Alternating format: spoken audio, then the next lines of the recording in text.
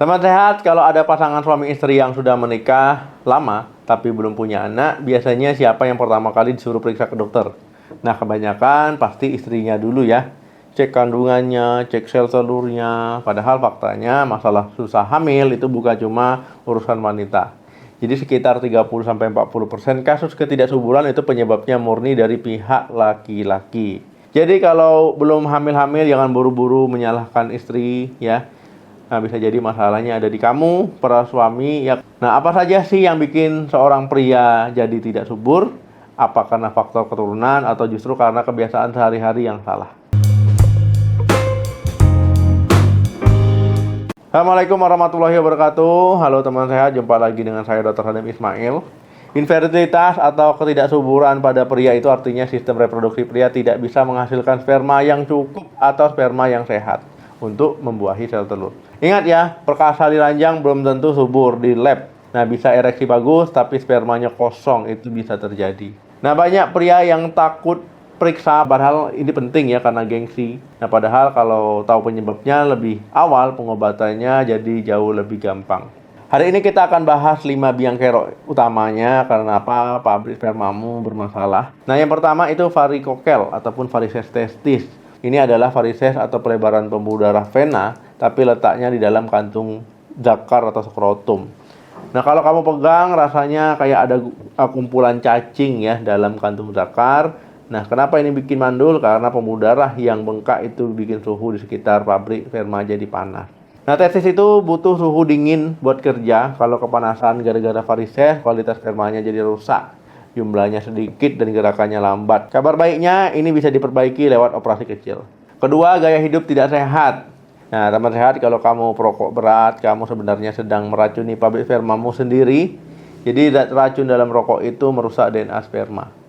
Nah, akibatnya sperma jadi cacat, kepalanya penyot, gepeng ya, ekornya putus, mungkin buntung, cacat dan sebagainya. Nah, sperma jadi cacat begini nggak bisa membuahi dia. Nah, jadi alkohol juga sama, ya alkohol menurunkan kadar hormon testosteron. Kalau hormon laki-lakinya turun, produksi spermanya otomatis macet. Jadi kalau kamu mau istri kamu cepat hamil, langkah pertama buang rokokmu. Kemudian ketiga, gangguan hormon dan obesitas.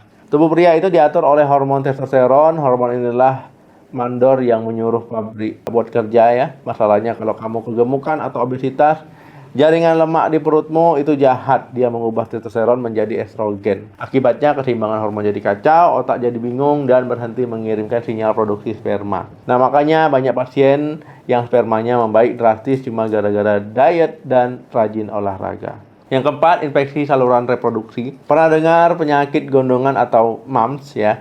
Jadi kalau kena gondongan saat sudah dewasa, virusnya bisa turun menyerang testis.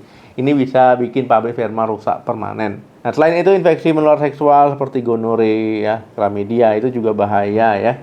Nah, bakteri juga bisa bikin radang dan meninggalkan bekas luka. Nah, bekas luka ini bisa menyumbat saluran sperma. Jadi spermanya diproduksi tapi jalan keluarnya buntu ya, pintunya terkunci. Yang kelima, suhu panas berlebih. Nah, pabrik sperma itu sensitif sama suhu ya. Nah, Tuhan menaruhnya di luar tubuh itu biar kena angin, biar kena dingin, biar nggak panasan ya. Jadi kalau kamu punya kebiasaan yang bikin area itu panas terus-menerus, kesuburanmu pasti terancam. Contohnya, sering berendam di air panas, sering sauna, sering mangku laptop ya, atau pakai celana yang ketat-ketat sehari-hari. Nah, itu bahaya.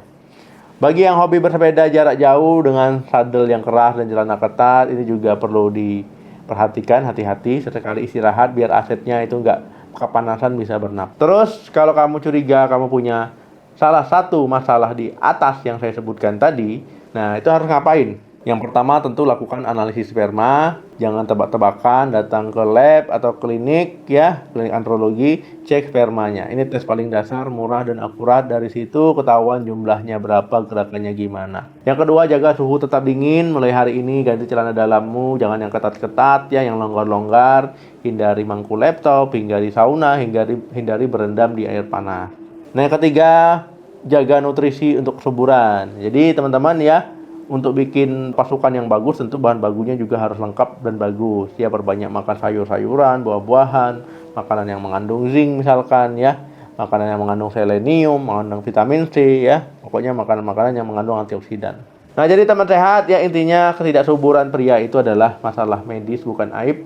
Banyak sekali penyebabnya yang bisa disembuhkan atau diperbaiki. Jangan biarkan istrimu berjuang sendirian, minum obat ini itu ya, sementara kamu ya nggak mau diperiksa, alias banyak rebahan aja.